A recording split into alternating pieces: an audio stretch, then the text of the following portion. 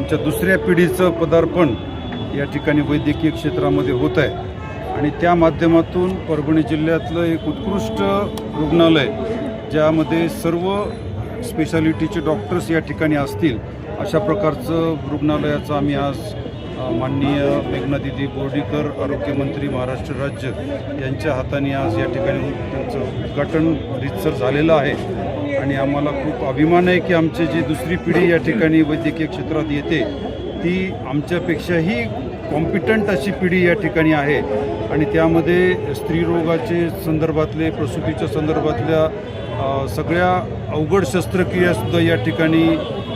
चांगल्या पद्धतीनं होतील। त्यासोबतच ऑर्थोपेडिकचे जे काही केसेस असतील त्यामध्ये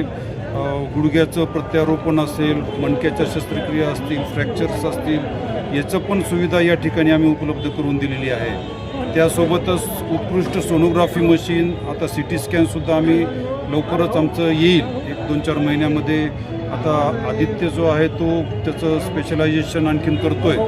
तो MD रेडिओलॉजी आहे आणि सुपर स्पेशलायझेशनसाठी आता तो काम करत आहे। त्याचं कंप्लीट झाल्यानंतर या रुग्णालयामध्ये अजून चांगल्या फॅसिलिटीजची भर पडणार आहे आणि त्यांच्यासोबतच बालरोग विभाग या ठिकाणी आहे, जनरल सर्जरी आहे,